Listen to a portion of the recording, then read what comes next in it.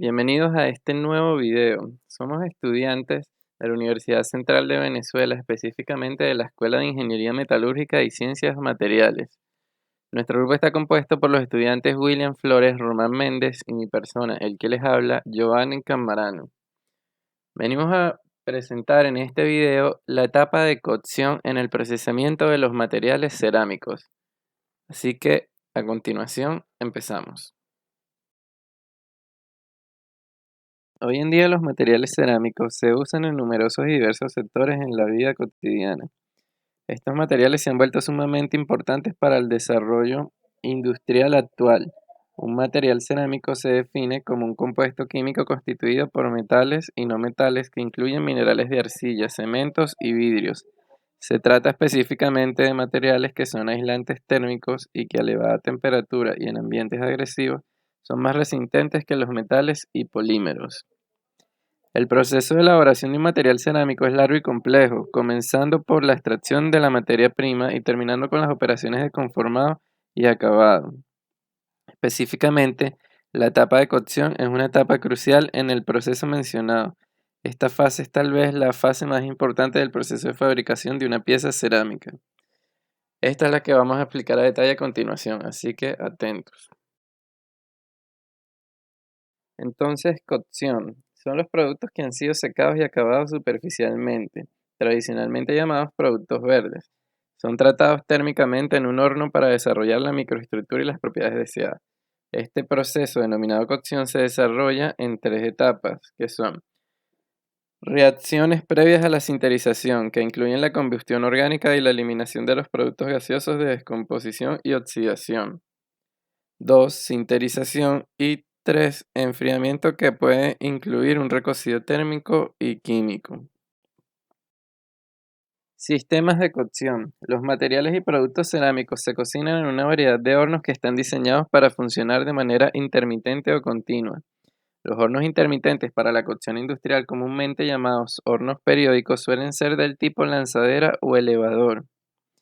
Cuando se carga en un horno de lanzadera, los productos individuales, los productos apoyados en los refractarios y los elementos de soporte o el producto contenido en las vigas refractarias se colocan en estantes refractarios que se apoyan en una vagoneta de horno aislada térmicamente. La vagoneta, montada sobre un riel, se introduce en el horno para la cocción y se retira para la descarga. Los hornos de túnel continuo de tipo vagoneta, trineo, solera de rodillos y cinta continua se utilizan habitualmente para la cocción de artículos de gran volumen de producción. Cuando se cocina en un horno de vagoneta o de trineo, el producto se coloca de manera similar a la de un horno de lanzadera, pero las vagonetas o los trineos se mueven a través del gradiente térmico en el horno. En la figura podemos observar un horno de lanzadera. En un horno de solera de rodillos, como el que vemos en la figura, los productos planos de gran tamaño, como las baldosas, cerámicas o los más pequeños, se transportan sobre rodillos refractarios a través del túnel calentado. También se utiliza una alfombra continua de fibra refractaria o una cinta de malla para soportar y transportar artículos de baja masa a través de un horno. Un horno rotatorio, por su parte, es un cilindro refractario inclinado, giratorio u oscilante que se utiliza para la cocción continua de materiales granulares. El horno de túnel tipo vagoneta, como el que vemos en la imagen, construido en el año 1916, se utiliza ampliamente para la cocción de productos grandes y cargas pesadas cuando el proceso de cocción dura más de 6 horas. Un horno de trineo puede utilizarse para la cocción a una temperatura más alta que cuando se utiliza un horno de rodillos, pero requiere una mayor inversión en refractarios y un sistema de transferencia de trineos. Los hornos de trineo de rodillos y los pequeños hornos periódicos se utilizan habitualmente cuando el ciclo de cocción es tan corto como media hora. La calefacción de los productos se produce habitualmente mediante la combustión de gas natural o mediante calefacción eléctrica. El calentamiento por radiación mejora la uniformidad de la temperatura en todo el fraguado. Cuando se realiza la cocción en un horno de mufla de gas como el que se muestra en la figura o en un horno eléctrico, el patrón de fraguado debe facilitar el transporte de radiación hacia el centro de la configuración.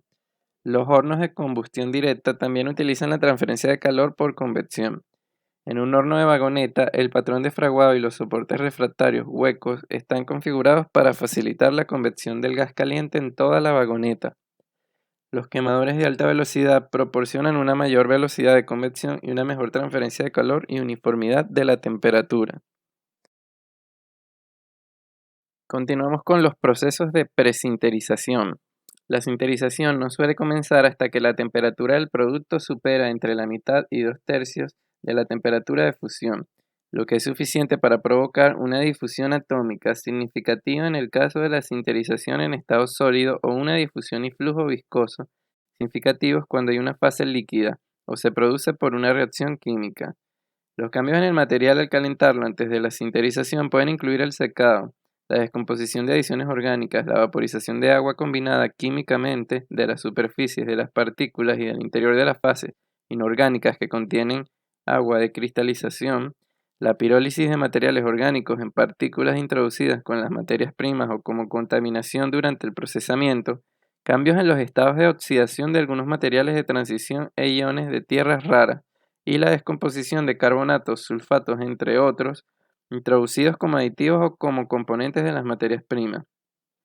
En esta etapa, las tensiones procedentes de la presión del gas evolucionado o de la expansión térmica diferencial de las fases no deben provocar grietas o fracturas del producto frágil.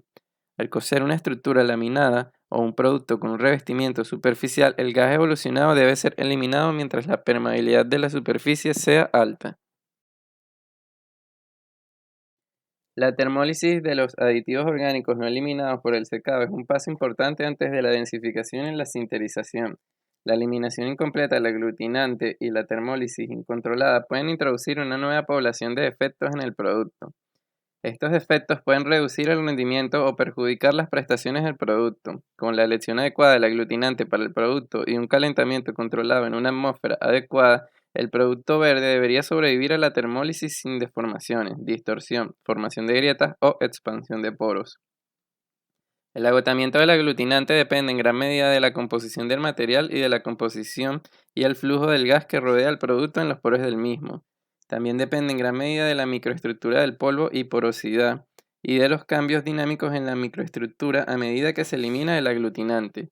Los cambios químicos y físicos durante la termólisis se resumen en la tabla mostrada en la lámina. Además, se presenta un esquema de un modelo simplificado del proceso de agotamiento del aglutinante en la figura también mostrada en la presentación.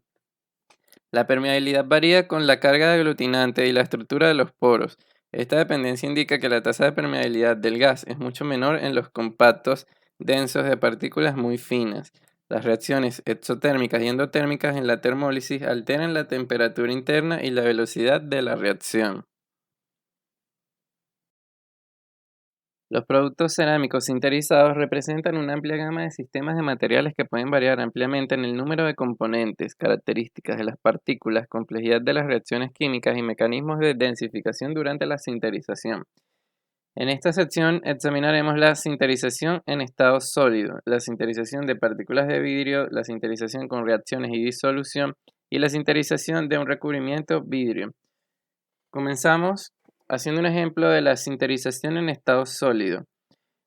Esta es la sinterización de una fase única cristalina, como por ejemplo el Al2 o 3, que en la figura se puede evidenciar un ejemplo del comportamiento de densificación de un compacto denso de un polvo de alúmina bien disperso, nominalmente de 1 micrómetros, dopado con magnesia durante una tasa constante de calentamiento. El aumento de densidad de aproximadamente el 2% correspondiente a la curva ascendente se denomina etapa inicial, el rango de densificación mayor etapa intermedia y el rango de tasa rápidamente decreciente y cese de densificación sería la etapa final. Las características microestructurales o los cambios observados en estas etapas en paquetes de partículas bastante uniformes se enumeran en la tabla que se muestra. En un compacto muy heterogéneo que contiene partículas, aglomerados y poros de tamaño muy diferentes o microhomogeneidades químicas. Las transiciones características entre etapas pueden proceder a diferentes ritmos en diferentes regiones microscópicas. Los mecanismos de transporte de masa durante la sinterización se enumeran en la tabla que se muestra. La difusión superficial es un mecanismo de transporte general que puede producir el alisamiento de la superficie, la unión de las partículas y el redondeo de los poros, pero no produce la contracción del volumen. En materiales donde la presión de vapor es relativamente alta, la sublimación y el transporte de vapor a superficies de menor presión de vapor también producen estos efectos. La difusión a lo largo de los límites de los granos y la difusión a través de la red de los granos producen tanto el crecimiento del cuello como la contracción del volumen. Los mecanismos de flujo viscoso a granel y de formación plástica pueden ser efectivos cuando hay un líquido humectante y cuando se aplica una presión mecánica, respectivamente. En la etapa intermedia, la modelización de la contracción se complica por el crecimiento de los granos y el cambio en la geometría de los poros. Es posible que más de un mecanismo de transporte de masa contribuya de forma significativa a los cambios en la microestructura, pero también depende mucho del tamaño, la forma y el empaquetamiento de las partículas y de los dopantes químicos que aumentan el flujo de vacantes de la especie de difusión lenta. En la figura que se muestra se pueden observar los agregados de partículas, los cuales son una fuente común de heterogeneidad, de empaquetamiento y sinterización no homogénea.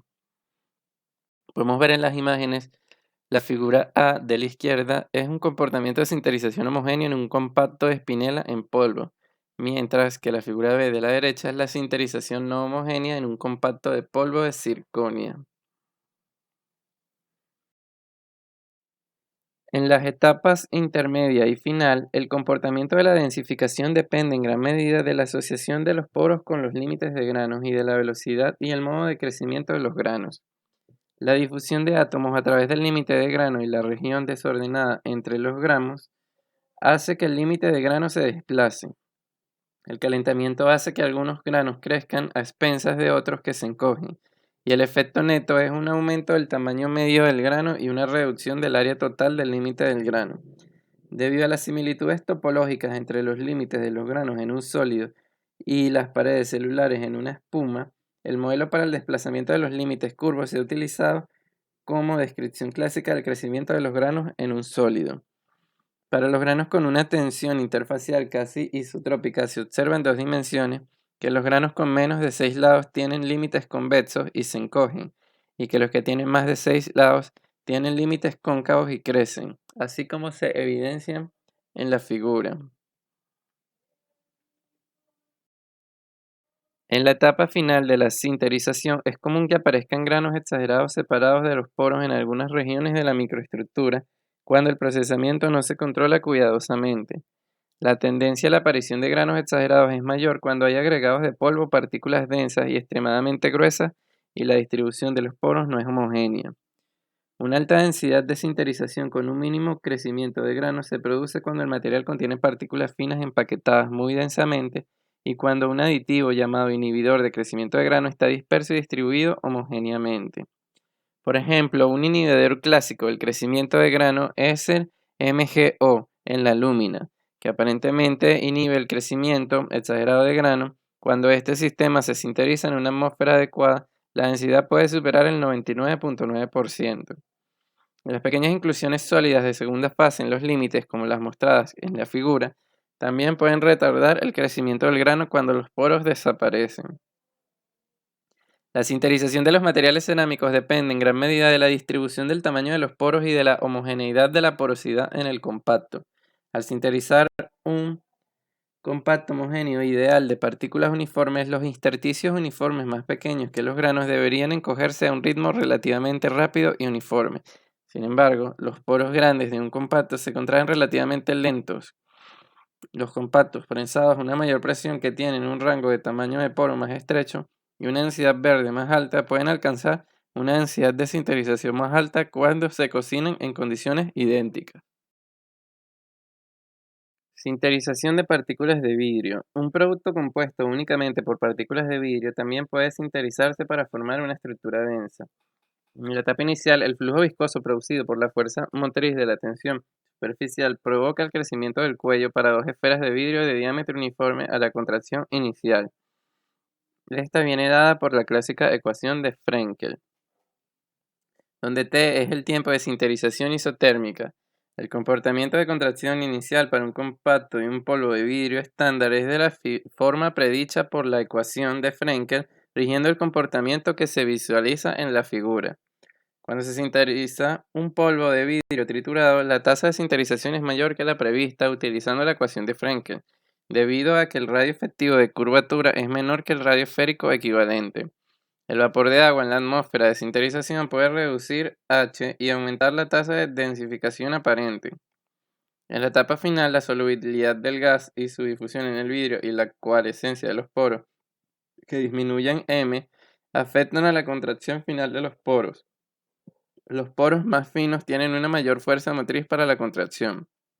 Un aumento de la presión del gas debido a un aumento de la temperatura o del gas evolucionado desde el interior del vidrio o una reducción de la fuerza motriz debido a la coalescencia de los poros puede provocar un agrandamiento de los poros y una expansión del volumen, llamada hinchazón, que suele ser indeseable.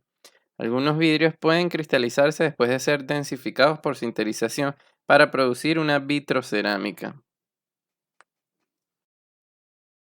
Sinterización en presencia de una pequeña cantidad de líquido humectante. Una parte importante de los productos cerámicos utilizados en aplicaciones de baja temperatura son materiales predominantemente cristalinos que contienen una pequeña cantidad de fase vítrea distribuida en los límites del grano. Algunos ejemplos son la alúmina, sustratos, medios de molienda, aislantes de bujías que contienen una fase vítrea de aluminosilicato de calcio y magnesio, titanatos, y las ferritas duras que contienen un 2% de vidrio de silicato de plomo. Cuando el líquido recubre cada grano, el material puede a menudo ser sinterizado a una densidad más alta, a una temperatura más baja, con menos tendencia al crecimiento exagerado del grano, como se indica en la figura mostrada. Además, la fase vítrea puede ser esencial para mejorar la adherencia de una película gruesa, impresa o de un esmalte. En los sistemas en los que la fase vítrea está distribuida de forma no homogénea, sin embargo, las tasas diferenciales de densificación y crecimiento de grano pueden producir una microestructura no homogénea y una densidad media más baja. Vitrificación. La sinterización de los cuerpos de grés blanco o vitrificación es compleja, ya que la densificación se produce simultáneamente con la reacción y disolución de materias primas que producen nuevas fases vítreas y cristalinas. La arcilla fina recubre el cuarzo y el feldespato, la eliminación del agua de cristalización en los minerales de arcilla, la combustión de la materia orgánica y la descomposición de las impurezas de carbonato se producen antes de la sinterización. Por ejemplo, el cuarzo en contacto con el líquido del feldespato se disuelve lentamente por encima de 1250 grados centígrados, como se observa en la figura. La velocidad de formación de mullita y disolución del cuarzo depende en gran medida del tamaño de las partículas de los materiales y del tipo de concentración de impurezas y aditivos fundentes secundarios. El agua absorbida de la atmósfera del horno reduce la viscosidad de la fase vítrea. La resistencia al desprendimiento se mantiene gracias al bajo contenido inicial del líquido distribuido de forma algo heterogénea y al aumento de su viscosidad efectiva debido a los cristales de mullita dispersos que se forman a medida que el contenido del líquido aumenta por encima del 50% del volumen. A temperaturas más elevadas, cerca de la fase final de la sinterización, los cristales de mullita adquieren una forma prismática y algo de mullita puede disolverse, pero la disolución del cuarzo aumenta el contenido de sílice y la viscosidad del vidrio. Sinterización de esmaltes y películas gruesas vítreas. Un esmalte seco es un revestimiento relativamente fino, normalmente menor a 1 milímetro de grosor, que contiene materias primas que reaccionan para formar una fase vítrea, partículas de vidrio llamadas frita, colores cerámicos cristalinos finamente molidos y opacificantes, y los aditivos. Durante la cocción, el espesor del revestimiento disminuye a medida que las partículas se funden y el revestimiento se densifica. Las reacciones entre el esmalte y el material del sustrato cercano a la superficie del esmalte y el gas del horno tienen un efecto significativo en la adherencia, el aspecto y la calidad del revestimiento cocido. La aparición de varios tipos de defectos en un esmalte cocido se describe en la tabla mostrada. Es común producir un esmalte que al enfriarse desarrolla una tensión de compresión residual superior a 70 megapascales. Esto puede lograrse reduciendo el coeficiente de expansión térmica del esmalte cocido y a veces reduciendo la temperatura de transición vítrea, por debajo de la cual se producen tensiones residuales durante el enfriamiento. Un cuerpo con una mayor contracción térmica y o una mayor estabilidad de volumen en el uso también puede eliminar el cuarteo. Enfriamiento. Las cerámicas cocidas que no requieren un recocido, térmico o químico pueden enfriarse con bastante rapidez y la velocidad de enfriamiento práctica suele estar controlada por la resistencia al choque térmico de los colocadores y el mobiliario del horno. Los productos con secciones transversales más gruesas y con una estabilidad térmica media se enfrían más lentamente. Algunas cerámicas eléctricas se enfrían en una atmósfera diferente a la de sinterización para cambiar a propósito el estado de oxidación de los iones componentes, alterar la estequiometría o alterar los equilibrios de fase. En la cocción industrial de ferritas de manganeso zinc mostrados en la figura, se cocina una composición que contiene un exceso de F2O3 en una atmósfera con una presión parcial de oxígeno relativamente alta para obtener un tamaño de grano pequeño y suprimir la volatilidad del óxido de zinc. Durante el enfriamiento, la presión parcial de oxígeno se reduce para establecer el contenido de hierro ferroso y producir una fase de ferrita. La sinterización durante la aplicación de una presión externa se denomina prensado en caliente. Una presión mecánica puede aumentar la presión motriz para la densificación, actuando contra la presión interna de los poros, sin aumentar la fuerza motriz para el crecimiento de los granos según expresa la ecuación mostrada. En el prensado en caliente y un axial, el material se prensa y se sinteriza en una matriz refractaria fabricada con grafito, alúmina, circonio estabilizado o un metal refractario. El uso industrial del prensado en caliente y un axial es limitado porque su productividad es relativamente baja y el mantenimiento de la matriz es costoso. Se utiliza para producir algunos materiales comerciales cuando no se conoce o no es aceptable un coadyuvante de sinterización o un inhibidor del crecimiento del grano, así como para producir materiales comerciales.